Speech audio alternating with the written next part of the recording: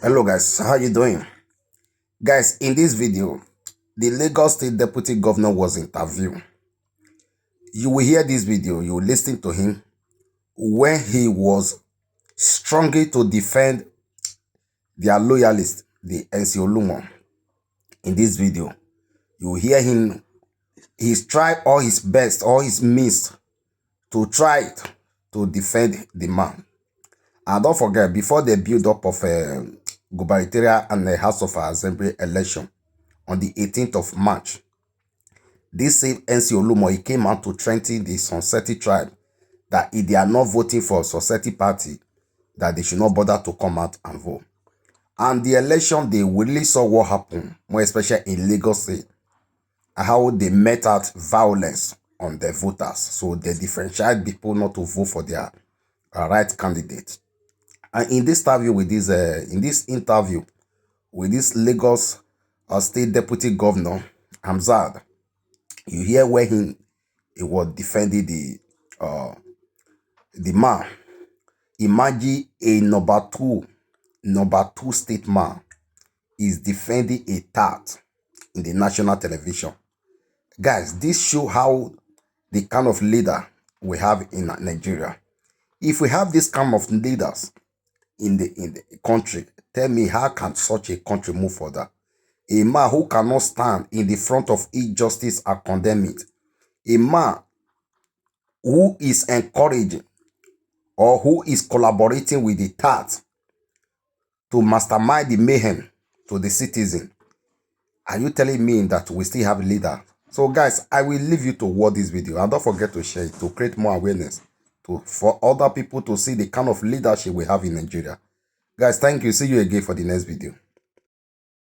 Yeah, I just wanted to know, you have said that anybody who does that should be, should be made to pay for it. Are you thereby calling for the arrest of Mr. MC Oluomo? Well, I'm not calling for arrest of anybody. I'm not a police officer. I'm not a prosecutor. People will look at the evidence. And, in case of MC Oluomo, he has come out to say that he was actually referring to one woman that is Mama Chinedu or something like that. So there is a video that shows that. And that woman said, well, he was talking to me and that we've been friends or he's been my customer for years, that he was talking to her. So, so I don't know. I don't know the facts. I don't know the facts. So, but people should examine the facts. And if in truth he has broken the law, of course he must pay for it. It's as simple as ABC. So it's not, but my point, which I want to make, because we all diminish this country when we actually exaggerate what happens. That's my point. My point is that you have an election where you have this number of polling units and you have less than 1% that has a problem.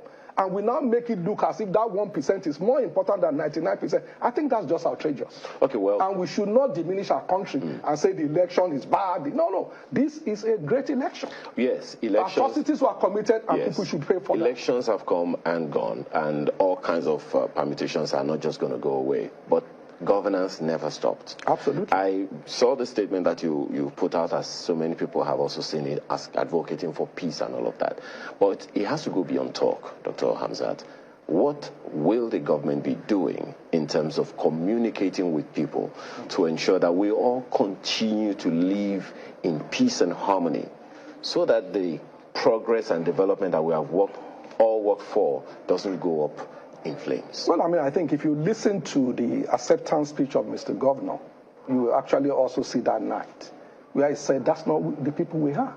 It's not about violence. It's not about ethnic bigotry. It's not about... My apologies. That's talk. Yeah. What's the action government is Well, taking? So the reality is that's the way we've been ruling for 4 years. Or that's the way we've been ruling this state for 19 years. That's why we have Igbos as commissioners. Well, that's why we have Igbos. That doesn't happen in other parts of the world or in other parts of our country. So that's why we engage with people. That's why there are Seriki outside in all communities in Lagos. That's why there are Igbos in Lagos. You understand? That doesn't happen in other communities or in other states. So that's why they are a part of the involvement of everything. That's why we have, in each senatorial district, that's why we have consultative forums of different ethnic groups. The same thing with religion. That's why we have NASREC. That's Muslim and Christian community across our local governments. So that's why we have different sectors, religion, ethnicity in Lagos that we talk to based on religion, based on so that's something that we've been doing. But I'm saying that there will be people that we always try to, break the rules. We must punish them. The moment you punish them, it serves as deterrence to others to say, no, this is not the way for us to go. Well, there's so much to discuss with you, Dr. Harmzat, but we're completely out of time already. Let's just hope that one of these days we can bring you back here and have further conversation around this. But we have to thank, just one thing.